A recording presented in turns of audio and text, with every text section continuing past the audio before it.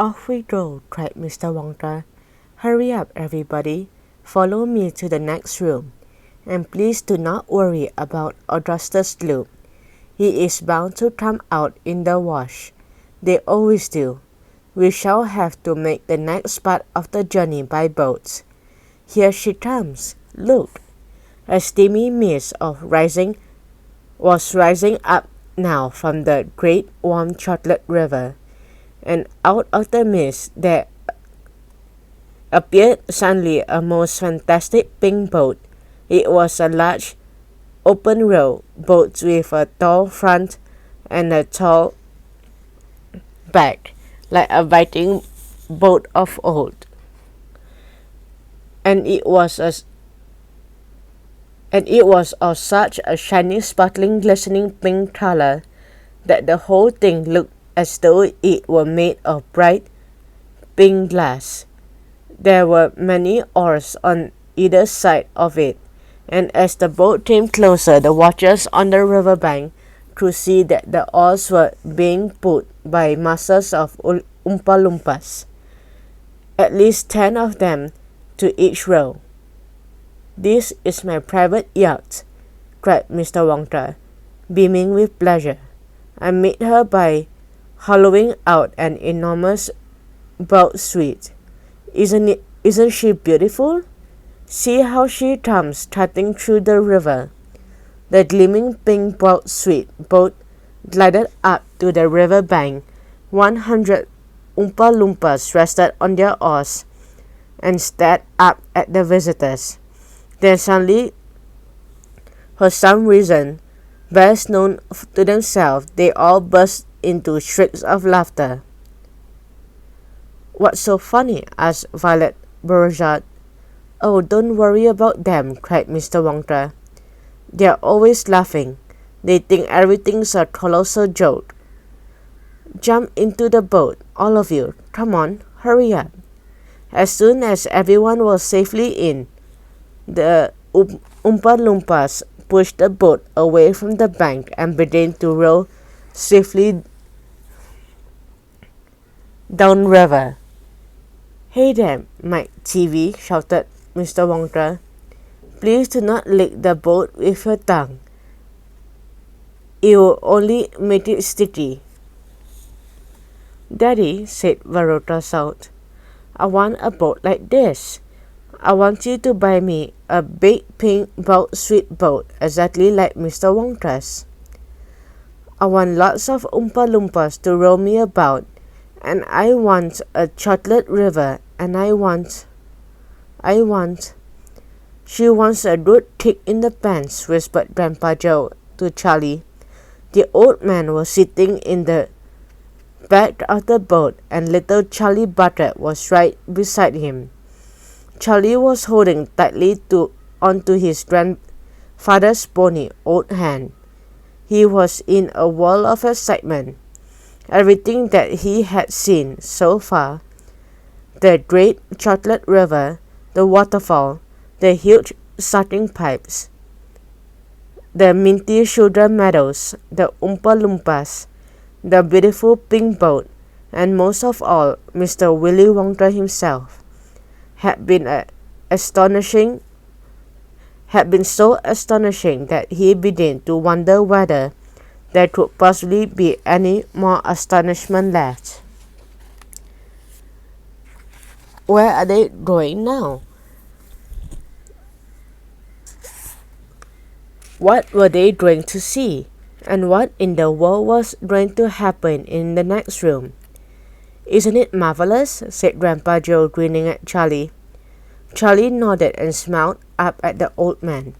Suddenly, Mr. Wongtra, who was sitting on Charlie's other side, reached down into the bottom of the boat, picked up a large mug, dipped into the river, filled it with chocolate, and handed it to Charlie.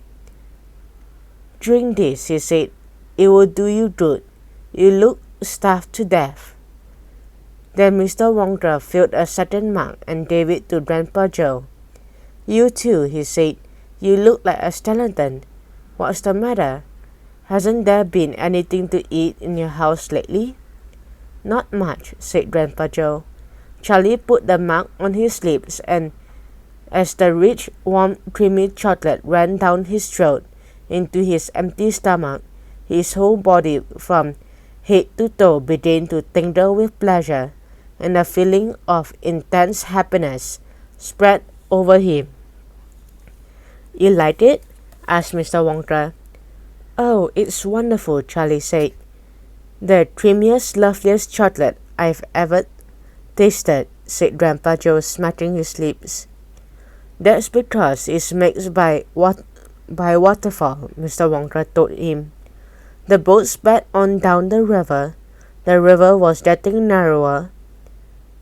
There was some kind of a dark tunnel ahead, a great round tunnel that looked like an enormous pipe, and the river was running right into the tunnel, and so was the boat.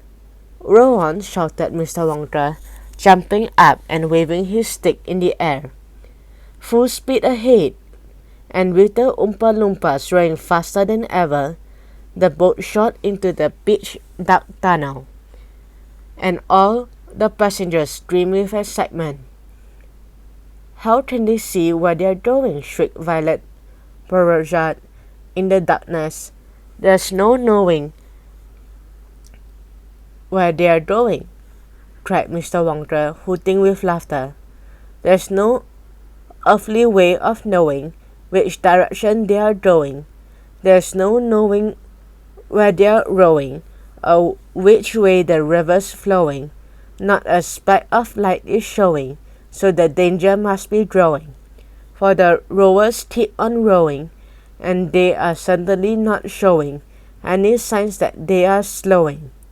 "He's gone off his rocker," shouted one of the fathers, aghast, and the other parents joined in the chorus of frightened shouting. "He's crazy," they shouted.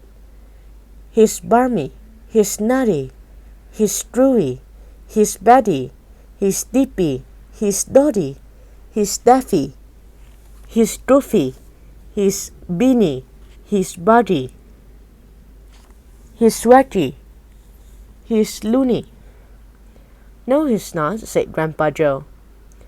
"Switch on the lights," shouted Mr. Wonka, and suddenly on came the lights, and the whole tunnel was brilliantly lit up, and Charlie could see that they were indeed inside a gigantic pipe, and the great upward curving walls of the pipe were pure white and spotlessly clean, and the river of chocolate was flowing very fast inside the pipe, and the Oompa Loompas were all rowing like mad, and the boat was rotating along the furious pace. Mr. Wonka was jumping up and down in the back of the boat and calling the rowers to row faster and faster still. He seemed to love the sensation of whizzing through a white tunnel in a pink boat on a chocolate river, and he clapped his hands and laughed and kept glancing at his passengers to see if they were enjoying it as much as he is. "Look, Grandpa," said Charlie, "there's a door in the wall." It was a green door, and it was set into the wall of the tunnel just above the level of the river. As they flashed past it, there was just enough time to read the writing on the door. "Storeroom number 54, it said. "All the creams, dairy cream, whipped cream, violet cream, coffee cream, pineapple cream, vanilla cream, and hair cream." "Hair cream?" cried Mr. Mike TV. "You don't use hair cream?" "Row on," shouted Mr. Wonka. "There's no time to answer silly questions." They streaked past a black door. "Storeroom number 71, it said on it. "Whips all shapes and sizes." "Whips!" cried Veronica South. "What on earth do you use whips for?" "For whipping cream, of course," said Mr. Wonka. "How can you whip cream without whips?" "Whipped cream isn't whipped cream at all, unless it's been whipped with whips."